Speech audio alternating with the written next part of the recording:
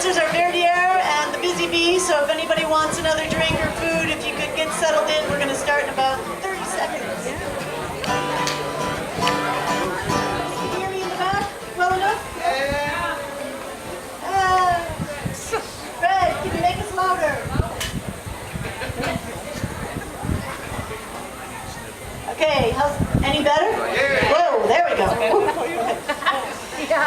So I want to welcome everyone to Sea&Learn 2013. We have a great event scheduled for the month of October, and we're going to start with a great opening night. Before we do that, I want to say thank you to Eddie and Yvette Peterson, who built this beautiful new plaza. Where are they? All right. It's right there. Ah, there you go. And thank you for letting us use it this evening. And to our sponsors, all of our sponsors, but specifically tonight, Verdier and the Busy Bee. So please support our sponsors. They're selling food and drinks throughout the evening. And before we start, I also want to introduce you to some faces you're going to see throughout the month. So we have a Sea&Learn new volunteer team. They're going to give you a wave. So we have Fred from last year. Most of our local people know Fred. Imco was here last year working with the Amaris group. And new this year is Leslie from Alabama. Right, so she's here throughout the month. Who am I forgetting next? Okay, to officially start the evening, I'd like to introduce our acting lieutenant governor. Most of you know Jonathan Johnson's wife is scheduled to have a baby any day, so he couldn't be here this evening. We wanted you, a lot of our people know our governor and our acting lieutenant governor, but maybe what you don't know is that the lieutenant governor is also the Saba representative for the Prince Bernhard funds, which is a major funding source for this program. So we want to make sure we make mention and thanks of that. So for those of you who don't know or would like to be introduced, we have our acting lieutenant governor to officially open the Sea&Learn 2013. That's Mr. Franklin Wilson. Thank you so much. Ladies and gentlemen, boys and girls, youth of Saba, parents, I see our commissioner, welcome and good afternoon. I would like to apologize for the absence of our governor, Jonathan Johnson, who is unable to be here. Sea&Learn has become an institution on the island. Its impact should not be underestimated. It is one of the ways to get our youth motivated, inspired, and interested in nature and the environment. Not only is our youth involved, but parents and adults are inspired as well. We would like to thank all the organizers who are doing an excellent job. Let's hear it for them. Give them a round of applause. The businesses and sponsors who contribute annually, and also the experts in the field. They are an invaluable source and input and dedication. Without any further ado, I would like to declare this event, Sea&Learn Project for 2013, officially open. Thank you. Thank you, Mr. Wilson. So before we start on the learning and the science part of Sea&Learn, we thought we'd do a little fun celebration. So we'd like a round of applause for the Saba Danza Culture Group, who will be performing Tchaikovsky's Waltz of the Flowers.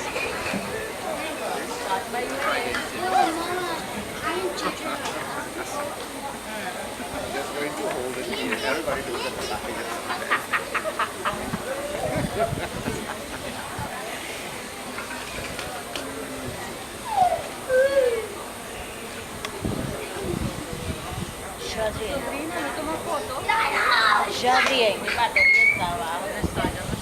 Limar.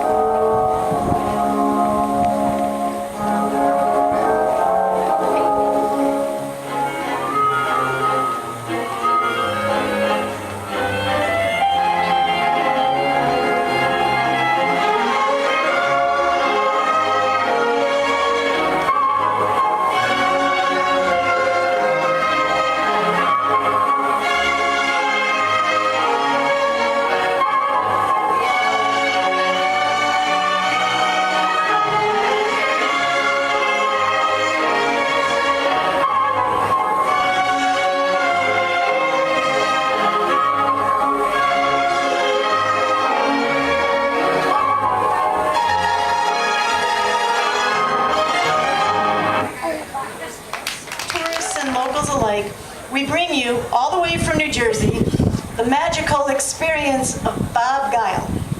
Hey everyone, how's everyone doing? It's always a great day on Saba to be here. Hey, my name is Bob Guile. I am from New Jersey, and I just want to make sure everybody in the back can hear me. Everyone hear me back there? If you can't, raise your hand. That's good. That's good. Just want to let everybody know that standing in the behind me here, you're not going to be able to see any of the magic because you're not in view, because I'm going to do everything right here, right up close, right next to the audience. Now, just like Lynn had mentioned, I am from New Jersey, and despite what everybody thinks because of the Jersey Shore show, I don't wear skinny t-shirts, I don't have tattoos, I don't have piercings, and I don't have 10 girlfriends.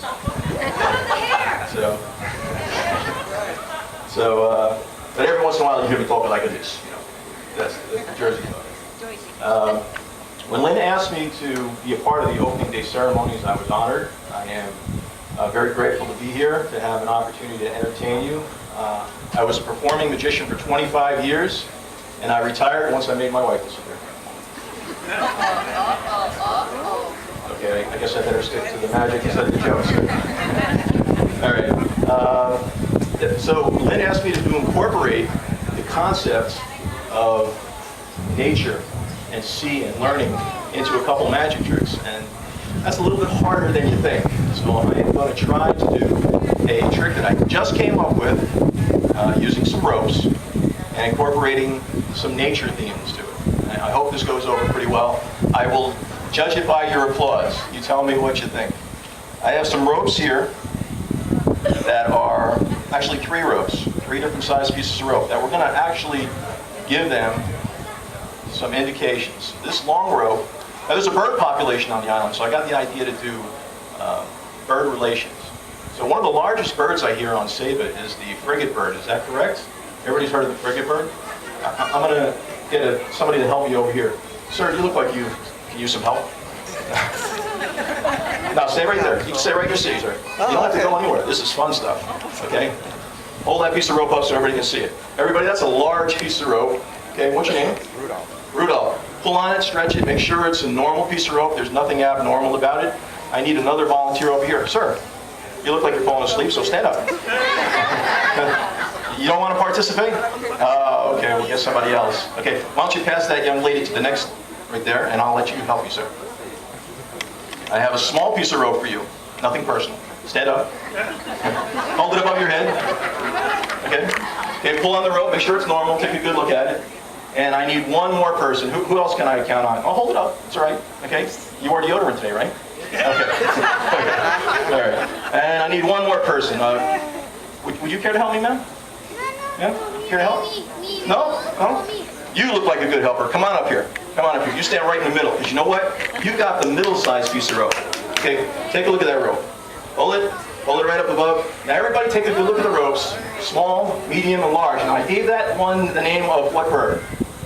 Frigate bird. And I got a medium-sized rope here, so I think a medium-sized bird is like the booby bird, right? Okay, so we'll go with the booby bird on the medium size. And the small size, I heard the smallest bird on the island is the hummingbird. Is that true? Yeah. So we've got a hummingbird, and we've got a booby bird, and we've got a frigate bird. And just in case the trick doesn't go over well, I picked these names purposely because I have a habit of cursing if the trick doesn't go right, so I can go frigate this or frigate that, and I can take out my frustration that way. And if I come off looking like a complete idiot, we can call me a booby, right? A booby, right? But if I do the trick correctly, I will come off humming like a bird. Okay? See, Lynn, I was able to incorporate some stuff into it. That's good. All right, we're going to take back the ropes, okay? But I don't want you guys to go anywhere. You can sit in your seats. You stay right over here, okay? Turn this way. Put your hands on your head. Put your hands down. Doesn't mean a darn thing, but it looks good. Stand up. Stand up. No, stay right there. Stay right there. How much are they paying you to be here today? Say. Okay. And we have a large piece of rope. All right, here's what I'm going to do. I'm going to create an illusion, folks.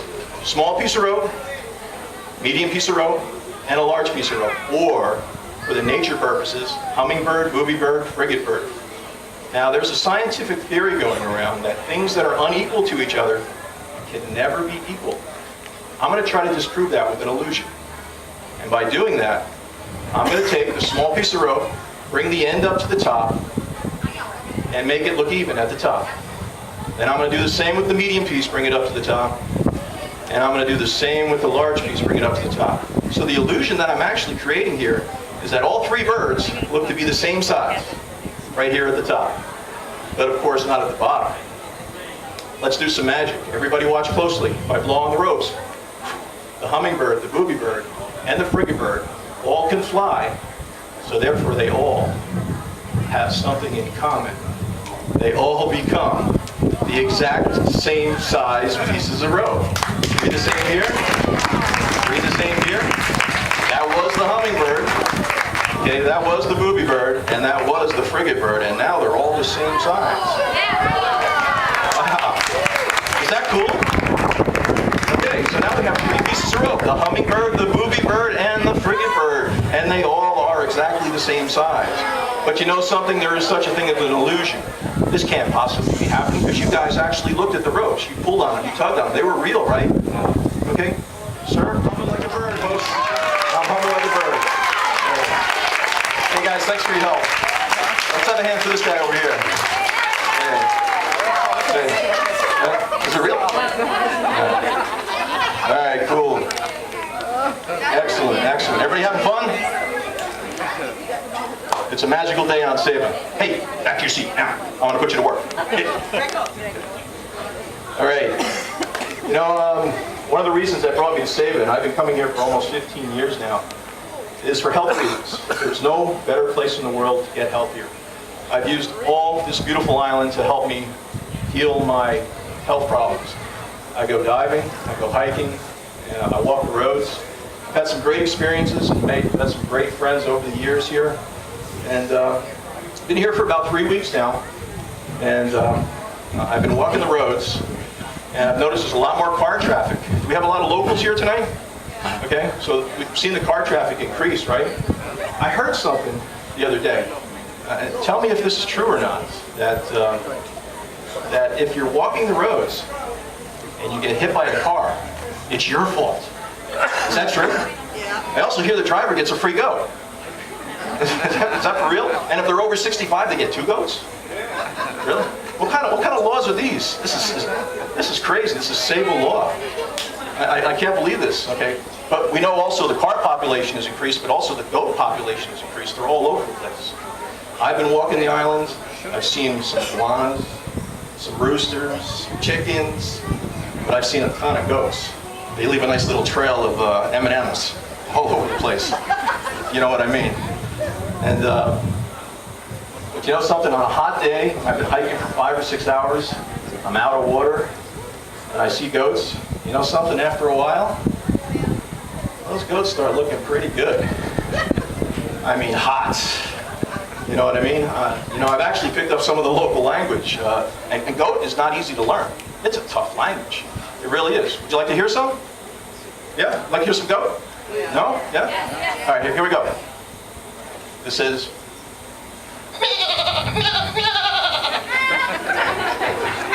Now translated, here's what it means. Yo, babe, what are you doing tonight? What's up? So I'm picking up the language. It's really good to learn a second language, especially when you're on Saba. You know, goat language can come really, really handy. All right, hey, we're ready for some more magic? Yeah! All right, here we go. Let's do some magic. I am going to need the help of another gentleman from the audience. Okay? Now, a gentleman that has a lot of money.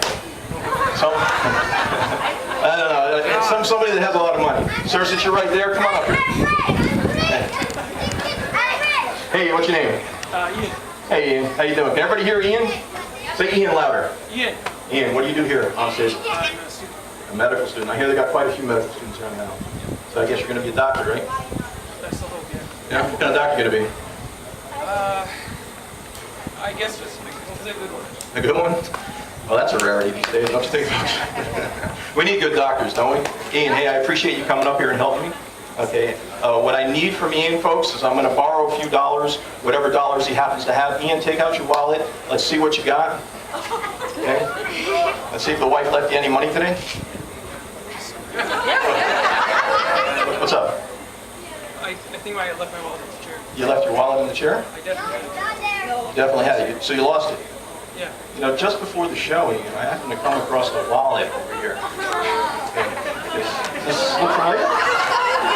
This is yours?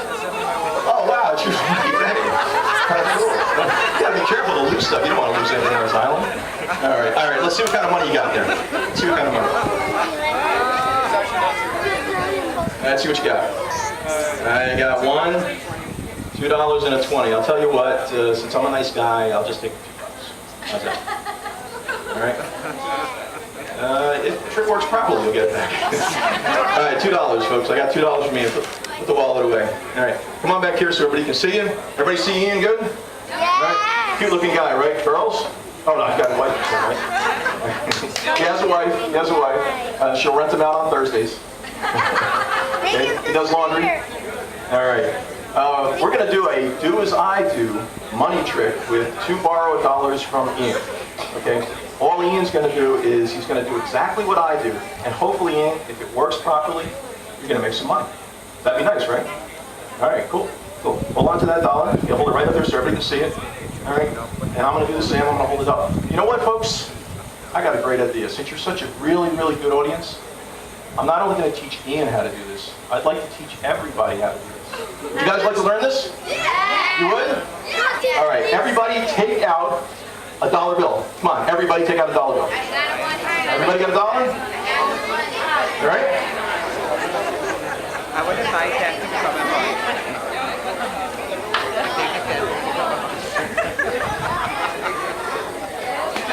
Everybody got it? We good? Hold it up. Everybody hold it up so I can see how many people we got a dollar. All right? All right, here we go. Ian, I'll tell you what, I want you to sit right there. Face the audience. Go. Set? Everybody ready? Guys, if you do exactly what I do right here, you're all going to learn how to make money right here on Saba. Consider these tourist dollars extreme. Are you ready? George Washington's picture on a $1 bill. Everybody show it to everybody. Hold it up. Cool? Hey, you got George upside down. Making him dizzy. Turn him around. There you go. All right, everybody, I want you to fold the bill from the left side. Fold it half forward like that. And crease the bill. From the left hand forward. Everybody got that? Ian, you got that? Yeah. Cool. All right, now take the top half of the bill and fold the top half of the bill forward. So now it's in sections like so. Cool? Everybody got that? Yes.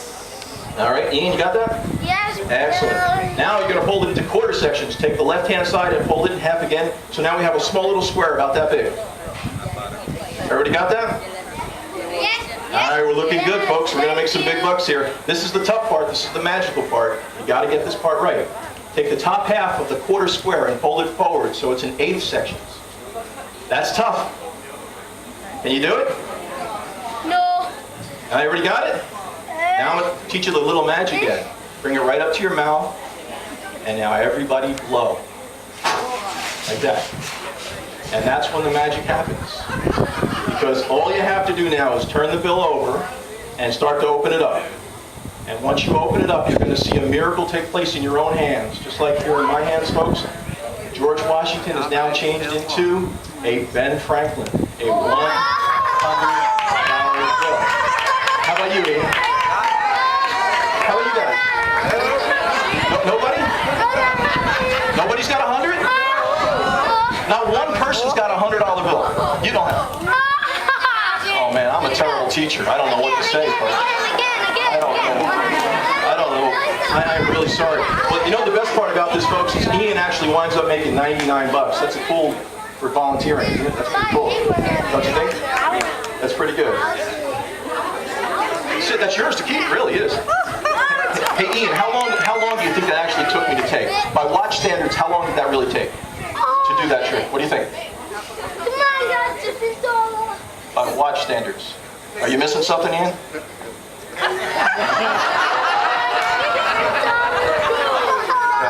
Hey, I got to find out who his wife is because he loses everything. Hey, Ian, thank you very much for coming up. Here's your watch back. Let's give a hand for Ian, everybody. Good job. Sure, you made some money. All right. That's cool. That's cool. Hey, thank you for coming up, Ian. I appreciate it. Your turn. Uh-oh.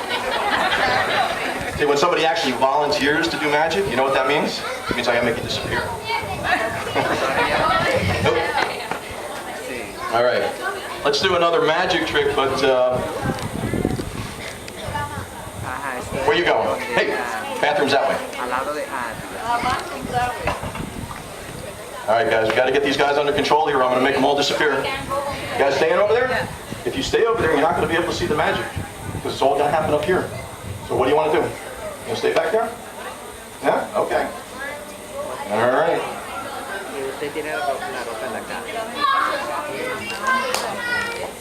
All right, we're going to move on and do the grand finale. Again, I'm going to need a volunteer from the audience, but this is going to be a very special person from the audience. I need somebody with more money than Ian. I need a gentleman from the back that has a $20 bill that they can lend me to do this. Do we have a gentleman? Are you a gentleman, sir? Here we're teaching some of the local youth to learn to dive, and later in the month they will be working side by side with our scientific experts on real field projects, real experiments, to help them get excited about science, to get excited about nature and the ocean here around Saba.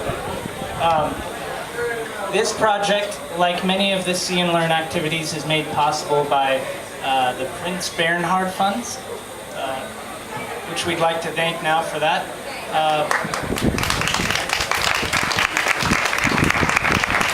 As part of the YELP program, these youth will earn their PADI Scuba Diver certification, which is a great thing to learn leadership, teamwork, and all the skills that you need to work underwater with marine science. I'd like to introduce to you some of the people involved. Our leadership team, the people who make this possible, would be Sue Hurl from the Saba Conservation Foundation. If she could come up here, I think she's back there someplace. There she is, Sue.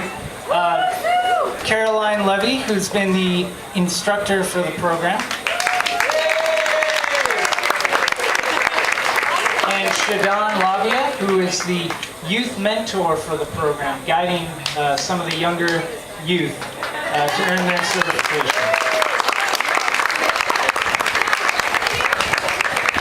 Shadon back there, come on. Shut up! I see you, don't hide. All right, he's coming. And this year, our YELP participants, as you can see on the slideshow there, include Way to go, Chad. Chavez Robinson. Chavez, you want to come up here? We have Kamal Daniel. Come on up. We have Donovan Johnson. Come on up, Donovan. And we have Jabingi Zagers.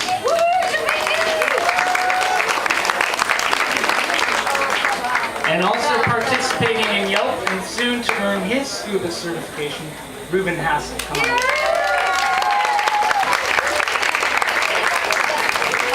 All right, let's give these young gentlemen a round of applause. And you can look forward to hearing more from them about their progress later this month. And right now we have certificates for them as they've just completed their scuba diver certification.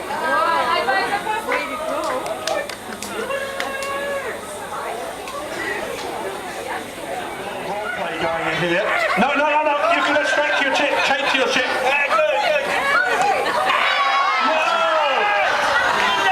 Straight to your chick. Feed the chick. Right, go. Touch the wall first. Then no. Feed your chick. You don't need to touch the wall. It's just her. Feet. Here's the feet. Right, go. Go. Hurry up. Now go straight to your chick. That's it. We got it. Finally. All right. How are we doing on time? 5 seconds. Now he's starting to get fluffy, growing hair. All right. Okay, stop. Stop. All right. Well done. You two can relax. Thanks very much. All right, you can go sit down. Thank you, Poseidon.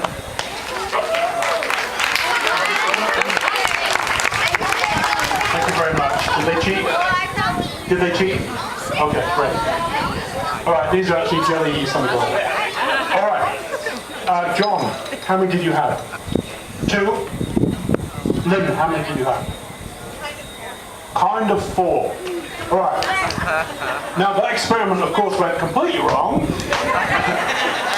because our adult bird, for some reason, decided it had to touch the wall. But in reality, the difference between the 2 colonies, between Statia and Saba, is quite like that. We think that the Statia and the Saba birds are not necessarily feeding in exactly the same area. So by doing that, we tried to create that difference between the 2. We think that one of them is feeding much further out on the Saba bank and the other one not. So let's see the results in the real world. First of all, thank our 2 chicks.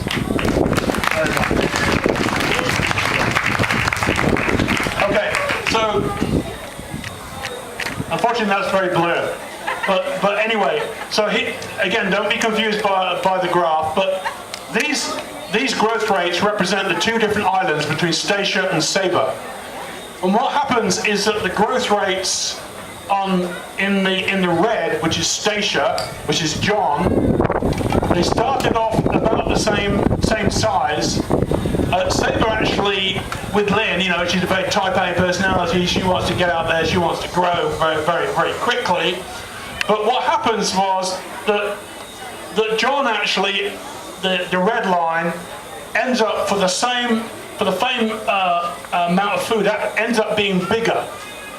So for the same amount of weight, John, as you can see, is a much bigger chick, even though they both started off at in exactly the same egg size. And so why is that important? It means that the chicks on Statia are bigger for their weight than the chicks here on Saba. And why is that important? We think that's important because of their ability to stop predators coming in to get at them. So if you're smaller, you're more likely to be attacked, you're more likely to be killed by any predator that comes to get you whilst you're sitting in your nest cavity. And I'll show you what that might be. Again, I apologize for the blurredness, but stay with me a little bit. Okay, these numbers represent the number of eggs that were laid in 3 different colonies on Statia. The colony of Tent, Great Level, and Old Booby Hill. 39, 29, 99 eggs that we were watching. The percentage of those that hatched was roughly the same in each colony, about 85%, 74%, 82%. So the hatching success of those that were laid, those that then subsequently hatched successfully, is about, roughly speaking, is roughly the same in the 3 colonies on Saba.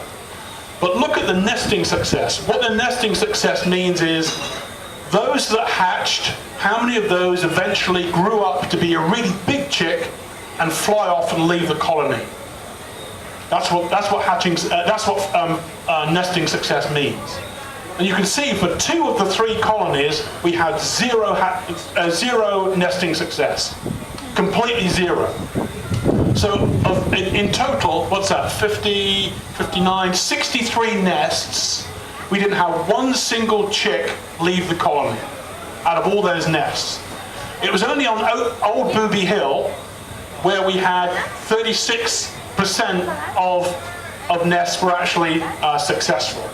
That was in the year 2011, 2012. If you now look at this year, 2012 to 2013, we just did, as I said, logistically it's a real nightmare going back and forth to Old Booby Hill. So we just did 2 colonies, Tent and Great Level. And you can see that the number of eggs, roughly the same, 24 and 34. Hatching success, number of those, or percentage of those that hatched, 75, 60%, pretty good. But the overall nesting success, 0 and only 2%. Completely dismal breeding success on Saba in 2 successive years. So the problem with that is that we think we've got a lot of birds, but they're completely unsuccessful. They're not raising any chicks at all. So we could be in a situation where we think everything's great. We've got hundreds of tropic birds here on Saba, but in actual fact, we do have them, but they live for about 25, 28 years. And eventually, that lack of young birds joining the breeding population is going to catch up, and what we're going to see is a population crash. The tropic birds, which are on the SCF logo, that are on the t-shirt that I'm wearing, those tropic birds are in danger of completely crashing if we continue that type of nesting success. And that's what's gone on in the last 2 years. So let's compare that with Statia. Here is Statia, just this last 2012, 2013, from five different colonies, and I won't go through the number of eggs, but just look at that bottom row. 54%, 75%, 36, 33, 68. A lot of variation, but a lot more than 0 or 2. A lot more. So the tropic birds on Statia are doing incredibly well. There's some variation, obviously, between the colonies, and the tropic birds here on Saba are doing miserably. They're in danger of having a serious problem. So why is that? Well, one of the things that I thought it might be, and again I apologise for the blurredness, but the frigate bird population here on Saba is actually quite large. There's always more frigate birds here than there are over on Statia. And frigate birds earn their living mostly by chasing tropic birds and some of the small terns that nest on green rock as well. They earn their living from chasing the tropic birds as they come in with their fish, getting them to throw it up because the bird doesn't want to be caught by a frigate bird, and then the frigate bird goes and catches it and takes it either for itself or possibly even its own chick. So we thought that might account for the problem, but it actually doesn't. So we decided to see what was going on in the colony itself. And this is someone that was working here last year, Martin, and what he's doing is setting up a camera. And these cameras are infrared and temperature triggered cameras, and we set them up at a number of nests, and we set them up to run 24 hours a day for days on end for between February and July of this year. So we had a nest record, we had a camera at several nests here on Saba and at several nests on Statia to see what was going on at the nest and why the nesting success was so different between these two islands. And on Saba, we only did it at one colony because they didn't have many cameras. We did it at Great Level. On Statia, we did it at a few colonies. And the data that came out from that, I had a student doing a master's degree with me, and she was completely goggle-eyed at the end of it, looking at something like, I think it was over 35,000 images that came out of these cameras, and she probably went completely insane. I haven't heard from her for the last couple of weeks, not surprisingly.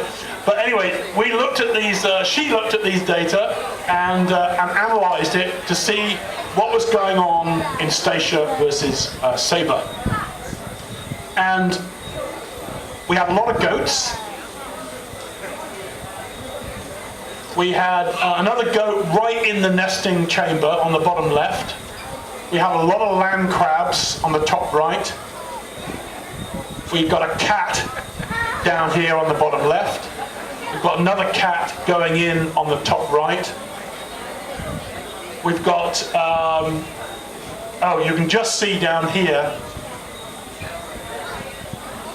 that's a cat looking right at the camera right there. There's another cat going in at the top right. And again, I apologise for the blurredness, but that is a big tom cat going right into the nest cavity to look for a chick. So we have a major problem. But what does the data that this poor student who spent all those hours looking at those images, what does it actually show? We also have a lot of mice as well, actually. This is not on Saba. I was going to show you a video, but I thought it was too gruesome. But this is a chick from a species very closely related to the Wedrigo, and it's surrounded by mice, and on the bottom right, those mice are eating that chick alive. And that probably is going on here. It's pretty gruesome. I decided not to show you the video, and I'm kind of glad I didn't. All right, actually I'll move on. All right, so here's the difference. So these are the results of those camera studies on the two islands. We got Statia on the top, Saba on the bottom. And from left to right, we have cats, goats, land crab, lizard, and rat. Overall, you can see there are not many cats. There's a fair number of goats on Saba. There's a lot more goats visiting these areas on Statia. There's a lot of land crabs on Saba, considerably more than on Statia.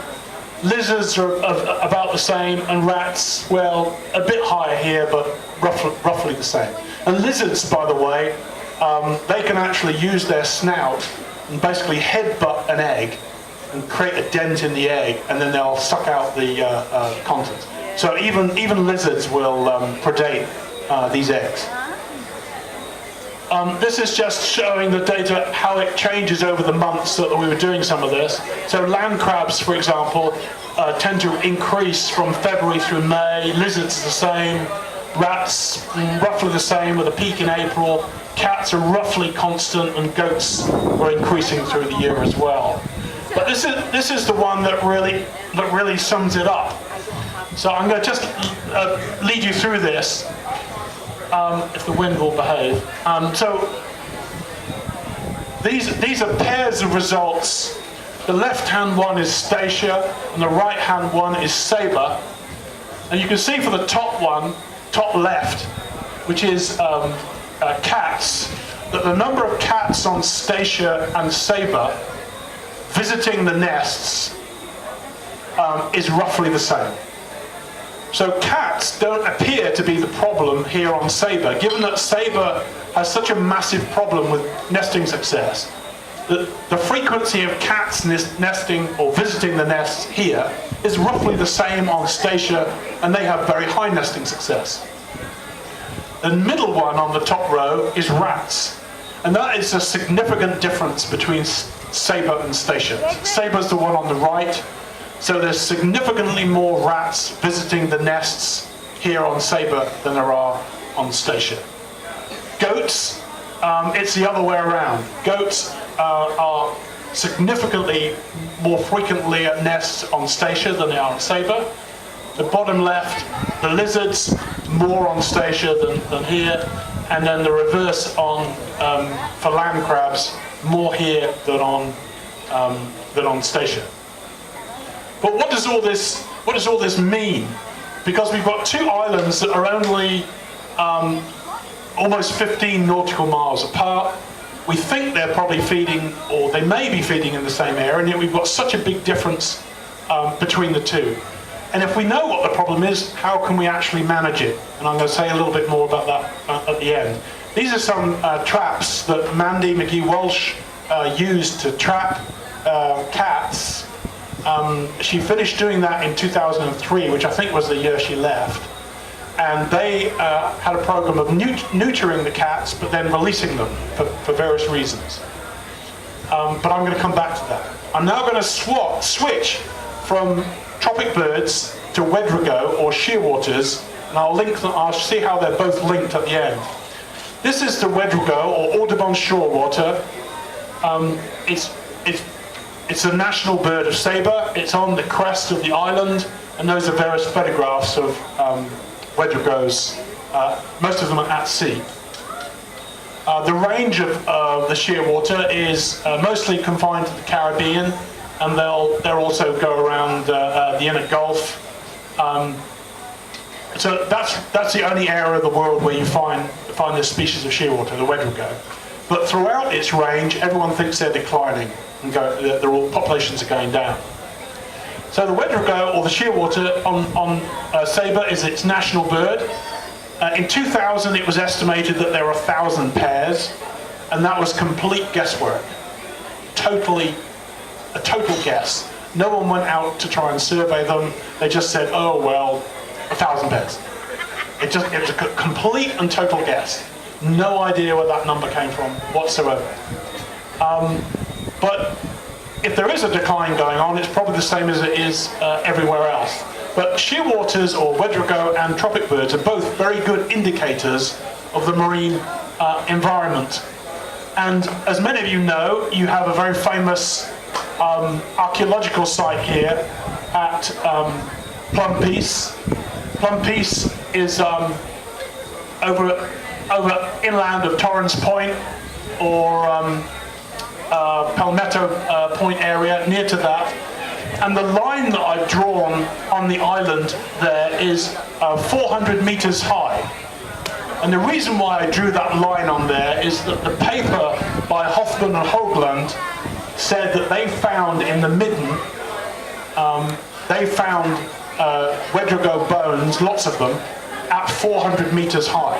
Now that doesn't mean that that's where the shearwaters or wedrugo are nesting, but if that's where they found it, it's a good chance that they could have been that high.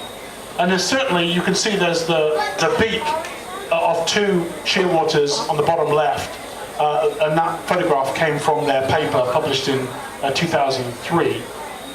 But I read another archaeological paper by Ryan Esperson. I don't know if anybody remember him. He came here and did an archaeological dig at Palmetto Point, near to the same area, and he found absolutely no evidence of wedrugos at all in all the digging and all the excavations that he did. But one of the things that we're interested to find out is where they might be nesting on Saba, and elsewhere they will nest in rock crevices or they'll nest underneath vegetation. We don't care where they nest as long as we have lots of chicks like that. But the wedrugo is a protected species. The status on Saba is unknown. We think it might be declining, and we think if it is, it's probably due to the same type of predation that the tropic birds are suffering from. But Saba, as you know better than I do, is a very difficult island to walk around and get access to the cliffs to do field work. Extremely difficult and posing lots of problems. This is my hammock at Sulphur Mine. Just above the mine, the trees just back from the grassy slope, where I've slept out several nights looking for wedrugo calling, or listening to them calling, and also looking for any burrows that there might be. And so trying to find them is always a problem, because wedrugo, as you know, only come in at night, typically after about 10 o'clock at night, and they're usually quiet by about 1 in the morning. So the time to be out there looking for them is between about 10:30 till about midnight. Not many people want to go out and do that at that time of night and be on dangerous cliffs, so it's not surprising that nobody knows much about them here. But that's when you have to go out and really do the work. But the problem is we don't really know when they occur here. This is a graph from Guadeloupe, and this shows that Audubon shearwater wedrugo are most common between April and June. And this is the colony, very different from Saba, but this is the colony in the Bahamas where eggs were laid between March and April. So we think the eggs here are probably laid about the same time, or somewhere between March and June time, but we don't really know. And that's what we're trying to find out, because we want to find out where they are and go and study them. This is my colleague Gregor Van Lack holding a juvenile wedrugo, and many of you might be aware that wedrugo sometimes come down to the lights at certain times of the year. The young birds, this is a young bird he's holding, get disorientated. They come down, they're often found around by the medical school in the bottom. They get attracted by the lights, they get confused, and they'll crash in a garden somewhere. And that's usually where most people see them. But the time when we go out and study them is when the moon is at its, when it's gone, when there basically is no moon. So part of the reason why I'm here right now with a student is that this is the lunar calendar for October. And you'll see that from Tuesday the 1st through till Wednesday the 9th, there's very little moon, and that's the best time to go out looking for shearwaters because they are very cumbersome on land. They cannot, their legs are right at the back of their body, they can't walk around, so they're easily subject to predation, so they only come ashore when it's very, very dark, and therefore the time, if you want to check them, you check the lunar calendar to see what would be the best time to come and look for them. So that's why we're here right now. The other way of looking for them is to use radar, but not quite the bird radar on the left. You can use a different type of radar which you can put out, and like this revolving disc on the right. That was actually taken on Kauai, on Hawaii, looking for a very similar species out there. Or you can use a more portable device like this that you stick in the back of a truck and you drive around looking for them. And that's become quite sophisticated, and the Israelis are the best in the world at tracking birds using radar. And the reason for that is that all the migratory birds that go from Africa up to Europe, and then from Europe down through Africa, all go through Israel. And the Israeli Air Force have more trouble with bird strikes than any other Air Force or airline company in the world. And so the Israelis have become the world experts at radar technology for tracking birds. But unfortunately, what they're not able to do is do any prediction of where they might be in any time. They're very good at seeing them when they're there, but they can't predict in advance when or where they might go. And I'm working with the US Air Force right now, coming up with some modeling to try and do that, which is kind of cool stuff. I can't tell you about it, but it's cool stuff, and that's all I can say. Watch this space. But anyway, the Israelis are doing some really cool radar stuff. And so you can come out with an image like this. This is actually taken on Kauai, on the Hawaiian Islands. It can tell you where the distribution of the birds are, and we're talking about using this sort of techniques here on Saba to try and find out where the wedregou, where the shearwater are going into, to try and save wandering around the hills and killing ourselves on the slopes. We're also, and my students here, Will Chatfield Taylor, we're also looking at some geographic information system type of approach to see if we can predict where they might be using common features of where we hear them versus where we don't see them. And we can generate a number of plans like this. We'll go out and check to see whether we hear them, whether we don't hear them, and then make note of the habitat features around those different areas. And then we can look at where the different slope of the land is and see whether that's influencing where they might be. The other thing that we can do is listen for them. And for those of you who haven't heard one recently, I'm going to play a wedregou.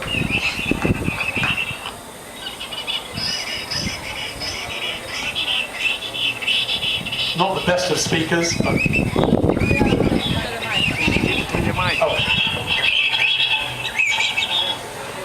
I don't know.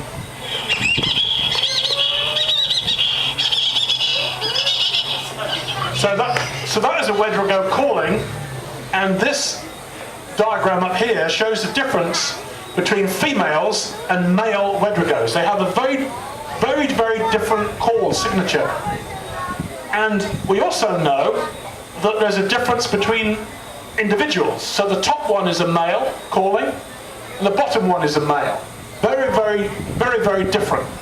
So one of the other things we're going to do here is go out with recording devices, and we're going to analyze those recordings, and we can actually analyze the digital signal, and using some fancy statistics, we can actually recognize individuals.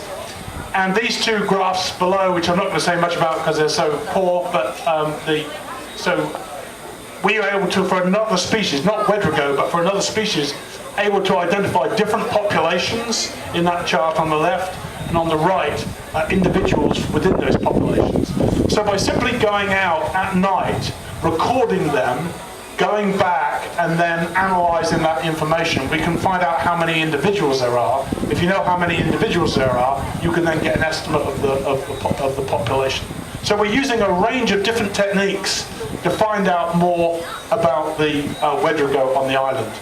But this is a photograph taken on the Hawaiian Islands, and this is a species nesting in the artificial nest, and that species is very, very similar to the Wedrigo here. And cats were even recorded going into these artificial burrows and pulling them out. And this is the gut contents of a cat in that colony in Hawaii, where this cat had eaten two shearwaters about the same size as the shearwaters here on Saba. So they will eat an entire Wedrigo bird. It's a significant problem. So what are the next steps? Well, for tropic birds, we've still got a lot more work to do. We want to find out whether the cats really are having a problem, and if we remove any cats, what effect does that have? Does the breeding success go up here on Saba? Or does it have another effect? Does it allow the rat population to increase? And so even if we were to go out and suspect that the Wedrigo is suffering like the tropic bird and being absolutely hammered, probably by cats and rats, or some combination of the two, but we don't know for sure. But it seems intuitive that they probably are being affected.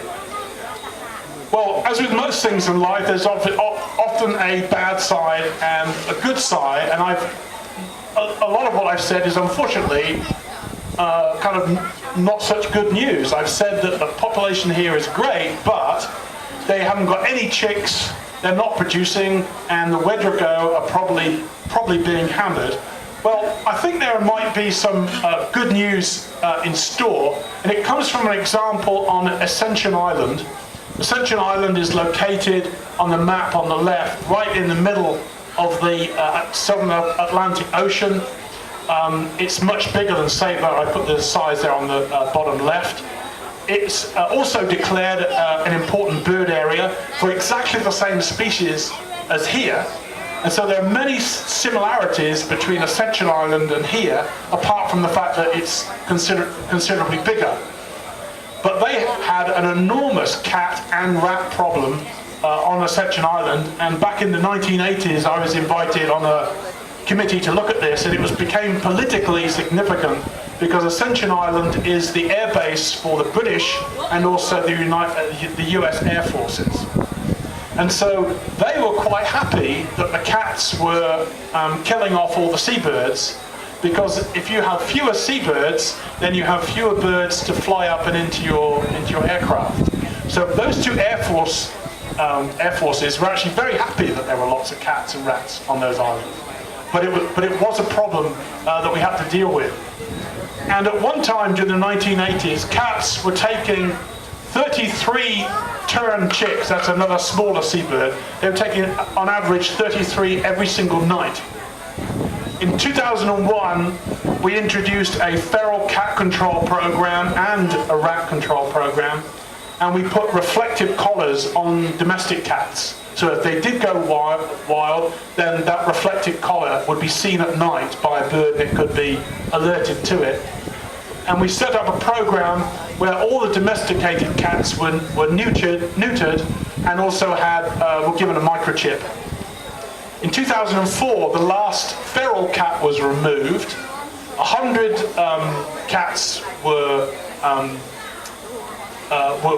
pet cats. Sorry, that is wrong. That should say 100 pet cats were microchipped. That's an error. But the nest predation went down to almost zero. So by a joint program of managing the cats and the rats, we were able to get very good nesting success. But you see here the latest information from 2012 from Ascension Island is that the recovery is still very slow, and the reason for that is that the seabirds are great indicators of the environment, and they found that in fact the food supply is really being affected down there, and their food supply is exactly the same as it is here. flying fish, and squid. And they are having major problems down in Ascension Island. So this is a global problem, and I summarize the number of studies from around the world. There are 87 feral cat eradication campaigns around the world on 83 different islands, and 19 of these were unsuccessful. The reason why they were unsuccessful was because of those three factors there: the lack of planning, limited institutional support, in other words, the island government or the local town or whatever, and inappropriate timing of doing it, or the methods were incorrect. And what's known as TNR, or trap, neuter, and then release, has been shown from all these studies to be ineffective. So although Mandy's efforts were absolutely done for the right reason, it doesn't look as though, based on all these other studies, that they had a positive long-term effect. It was done sincerely and fervently, but unfortunately, based on these other studies, it doesn't look as though that type of approach really works. But you might be saying, okay, well, and I'm finishing now, but you might say, well, this is all very well, but to do all this costs money. And so this is a summary of successful campaigns on different islands around the world, and how much it cost per hectare to successfully clear out the cats and the rats. And I'm emphasizing here the feral cats, because there are really three cat populations. There's the domestic cat population that's in your house, around your house, and they're not a problem. There's the semi-domesticated cat population that's in your house. They may wander off occasionally further, but they're really not a problem either. The real problem population is the feral cats, those that have really gone wild and are living well away from the houses. It's that population that's the real problem. And the cost per hectare to clear cats and rats varies, as you can see, from $4 US dollars to over $400 per hectare. Well, so what are the key factors? The key factors to try and resolving some of these problems are, first of all, understanding what the problem is, working with the local community and informing them of what the problem is and get their input and suggestions. Obviously, you need some money to do it.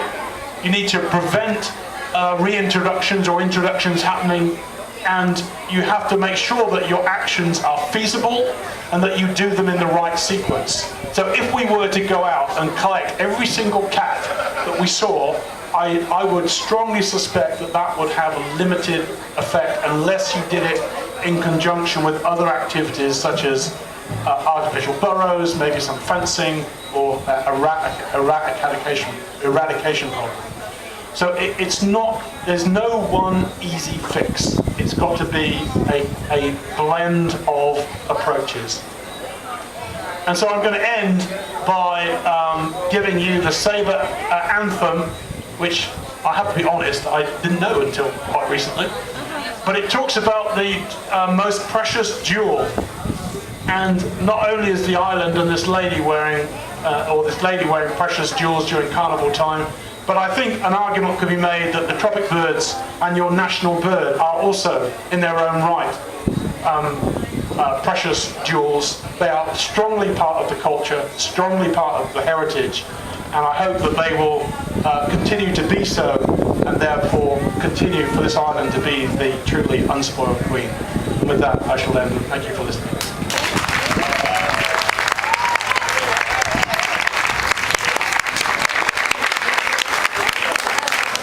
I don't know how we are for time, but I'm willing to accept questions if anyone has any questions. Yes? Why did you start with the cats? When the cats make only such a small proportion of the question was, I think the question was... You tried to intervene about the cats, but the cats were only such a small proportion. Yeah, the question was, we're working on the cats, but the cats represent a fairly small proportion of the mortality. Is that the question?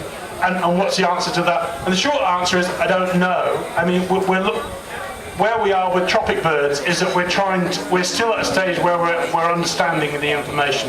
So I think your question is a valid one, and it should be asked. There are two persons here in the audience who are here collecting more information about the cats, and we're looking at their study with some other ones to find out exactly what the problem is.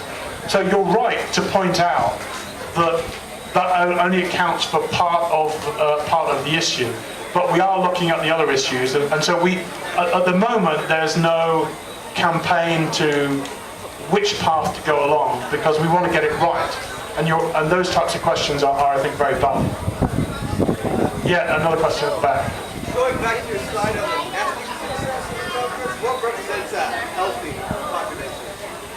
The question was, going back to the question about nesting success, what would represent a healthy nesting success? Is that roughly the question? Typically, most seabirds, their percentage successful, and by that I mean for every 100 eggs that have been laid, typically what might be considered successful will be in excess of 70%. And by 70%, I mean 70% of those eggs would turn into chicks that would then fly away and leave the colony. Now, that doesn't include those, because they don't become sexually mature for about another 3 or 4 years. So that doesn't say anything at all about the number of those that come back. Because typically for most seabird species, for every 100 chicks that do leave the colony, typically only about 20% will ever come back to breed. They have a very high mortality in particularly their first year and also their second year. So chick mortality is very high. But to answer your question, I would say, if someone said, what would I be happy with here?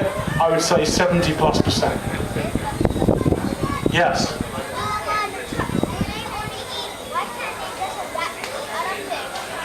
It's a great question at the front from this young man. His question was, why can't they adapt and eat another fish? Sometimes the best questions come out from younger minds. Well, they only feed the tropic birds. The tropic birds only feed within the top 1 or 2 meters of the surface column. The wedrigo actually will go down to 40 meters. So the wedrigo will eat other species of fish, but we don't know enough about what they do eat. But the tropic bird can only eat, it's not adapted to go down much deeper, but the wedrigo, the island national bird, will adapt and will go down as far as 30+ meters.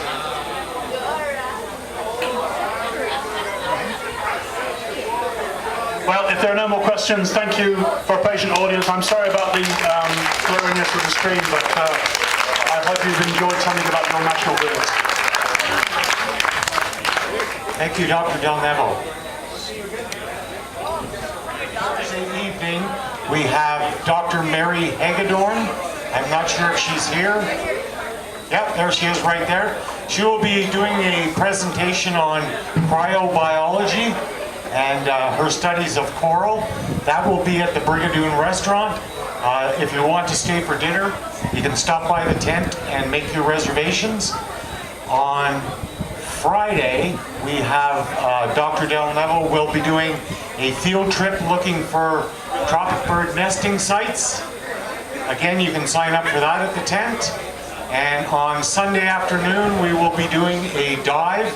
That will be with Saba, with Dr. Hagedorn, and she's going to be looking for possible endangered corals here on Saba. Again, you can sign up for that at the tent. Saturday night, we move to Scout's Place. We have David Ince coming in, and he will be talking about possibilities for greener energy. Once again, thank you to our sponsors, the folks from Breadline Plaza, Verdier Bar and Grill, and the Busy Bee Bakery. Hope to see you Thursday night.